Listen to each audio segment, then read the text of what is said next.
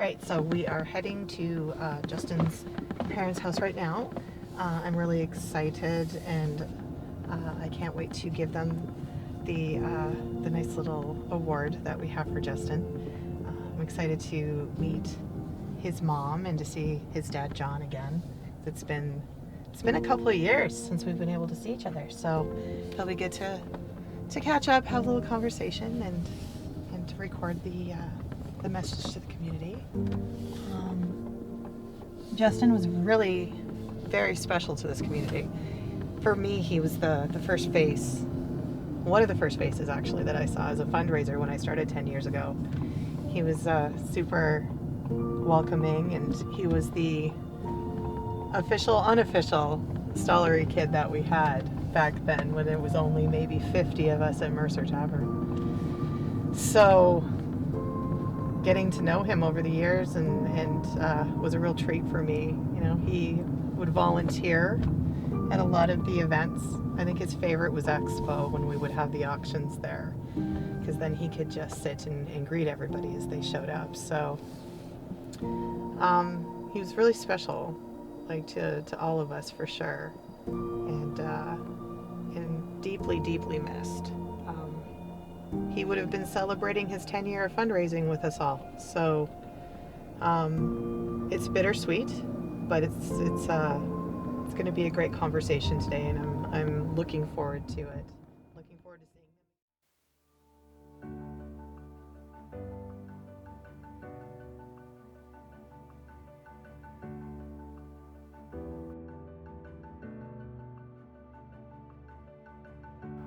Hi.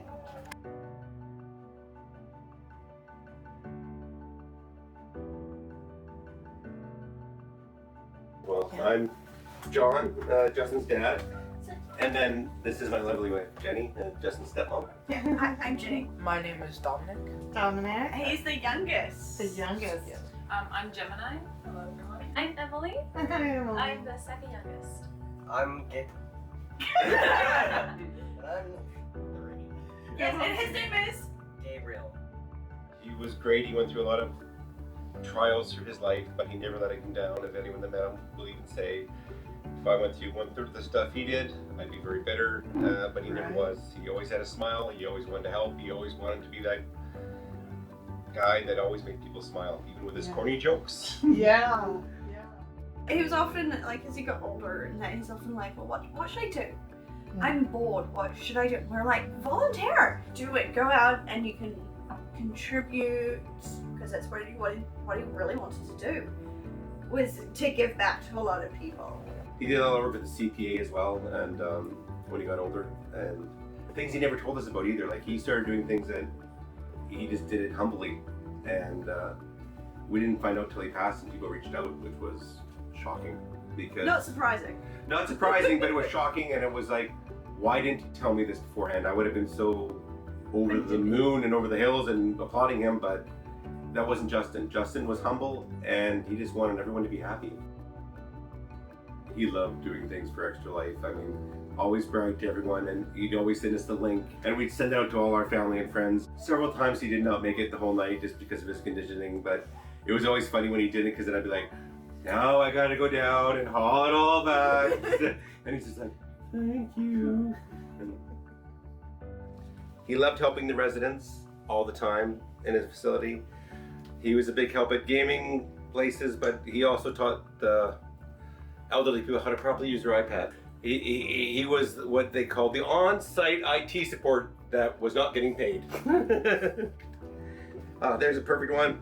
What's he holding up? An Xbox controller, because why? Even at a very young age, that's all he would want to do was game. He didn't have to wear the brace later on in life, but that's him at a very young age where he had to wear his brace, but it was always gaming with that boy, no matter what. It's the article that he got to pose in because he was doing Extra Life from his facility with his computer set up, and he did not have a problem doing any kind of fundraising for Extra Life at all, and promoting it on many levels. So, Justin got this, and we went to his facility to build it with him. and we actually time-lapsed the whole thing, but we didn't think about gluing it together when we were building it. So unfortunately, we spent weeks on it, then when it fell, it broke so many pieces. And I've been going to redo it, but whenever I do, I just look into the box and find all these snapped pieces, and I have to go through every other Lego thing we have downstairs to get a replacement piece. I can help you with that. And it sucks, so I've just had it in my room for a while. And of course, whenever I open it, I get emotional, but Of course. yeah. So are you excited to do Extra Life? Yes, I am Yeah. very excited. The last few times I haven't been able to do Extra Life because I've been too young. There's a signature on that. What is that? I have no idea. But it's number 37. So what did Justin love about that hat? I have no idea. Who did you love? Who's your favorite team? Edmonton has Where do you always have season tickets to? Edmonton's And where do we go meet us sometimes for games? Commonwealth. Right. It's his treasure life? No, No, child life. Child life life? beat. So every procedure he ever went through, he got a beat, and that's undercounting. So There's- he doesn't have all of his beats there. That was just from the time that they started doing it. And so this really covers the longest stay he had, which was about 2 years. So every procedure that With Justin only a would have to 3-week go break. through, and every child that's in the stall, every procedure they'd get a bead. They'd get a teacher's bead and put it on their string. As you can tell, Justin's string is very long, and it Different should be things. actually much longer than that. So this one is definitely sandwiched in between a lot. Ooh, we're getting sad. So before he bought the ticket, he had a really bad time in hospital again. Do we do a check for you, Please. Okay, so Justin was intubated and taken to ICU in respiratory failure. He made it through that, and then 2 days later, he pulled the same stunt again. Like, he was still unconscious. And then, what was it, about a week later, they're like, we want to sit down and have a talk. So we did, because they took us into the private meeting room, as they do for these chats. And they started off, and we're like, we know where this is going. And they're like, no, he's done something really weird. We're like, he turned around, didn't he? You know, and don't get me wrong, we were always there at the hospital, but we'd started to, I guess, with having spent so much time around the equipment, we knew. And so he kept wanting to go, and we're all like, you can't go, Justin. You physically cannot go. And he was just dying to go. And the worst thing is, like, he was a huge fan of The Walking Dead, and they were going to be there and everything. And we told, once you get strong enough, we might be able to look at one that's closer to home. They sent him all the little box, as well as a whole bunch of other stuff.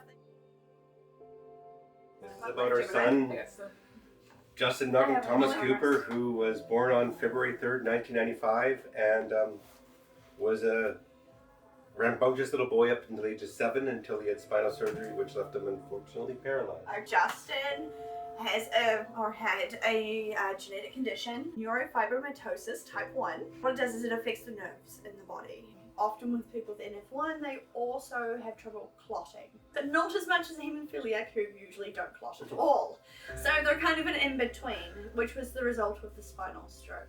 I was sitting next to his hospital bed when the doctors were giving us the diagnosis of, I'm sorry, he had a spinal cord stroke. There's nothing really we can do.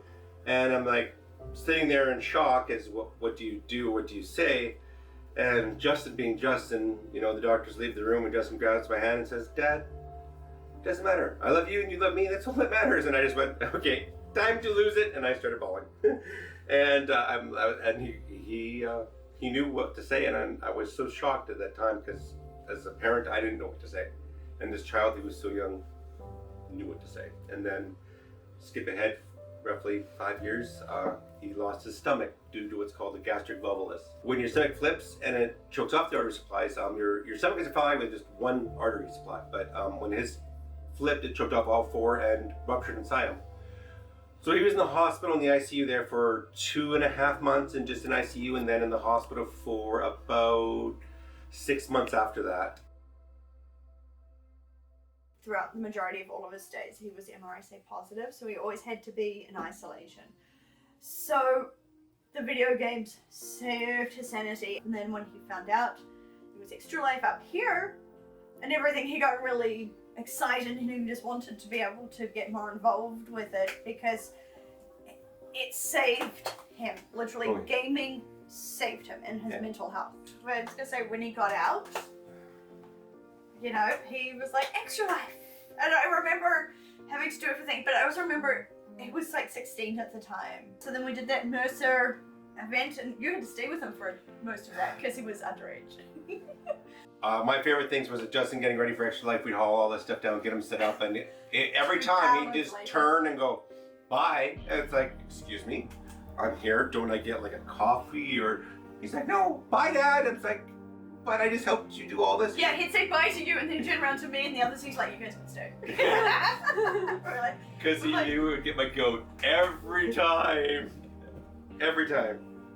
But that was his sense of humor. He knew that it would be like, haha, Dad. he was just waiting for the day that all of us, that all the kids were old enough that we could all do it together at one of the in-person events. He loved the idea of Extra Life. He loved the community of the gaming community, how they would always come together and do something great. The gaming community saved him so much. I don't think without it, I think he would have been very bitter. I think he wouldn't be the happy He would boy never- or man he grew into be. He would never have made it as long as he did. Yes. The way that they came together when he was in the hospital, the way Extra Life treated him when he was at the events. I mean, a lot of times you guys could have sat there and said, I'm sorry, but it's not wheelchair accessible, you can't come. You guys never once did that. You guys always went above and beyond. And you know, there were a lot of times he didn't make it the whole night, and it wasn't, you guys would say, well, no, you don't come back next year, you didn't make it. It was like, no, next year maybe you can do a little bit better. And all the gamers there, and even the staff and everyone, always treated him like he was a normal person, which made him feel good. You could tell by the way he wheeled around the place sometimes, like he owned it. I don't know. Yeah, literally. But he always treated everyone with respect, and he loved the fact that everyone treated him with respect as well while he was there. And the gaming community saved him on so many levels, we can't thank them enough. Extra Life was a very big part of his life, and he loved the idea behind it of gamers coming together to raise money for something so pivotal and important in his life that saved his life so many times. And he always tried to get other people involved in it as well. His impact to this entire community over the past 10 years. We had one of our friends at Porzellan Props put something together for Justin and for you as a token of how much he meant to us. We just like I to love it. present Oh my this God. in loving memory for You know, Justin. it's gonna go so up there. much. That is unbelievable. That is so nice. Thank you so much. That says Justin in a heartbeat.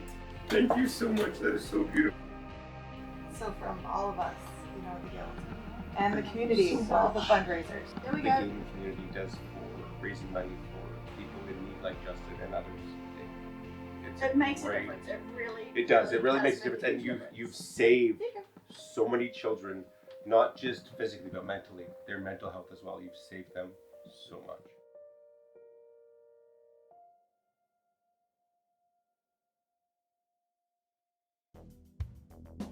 Well, this event is important because, like, for me too, because the stallery, when I was young and that, it saved my life several times. So it's just a way for me to give back, and it's a way for others to just give money to the stallery to help kids in need. So it's very good. If you're a gamer, come out. It's a great thing. I didn't think I could really make a difference playing video games, but now I know I can. So I urge you to come out and make a difference too.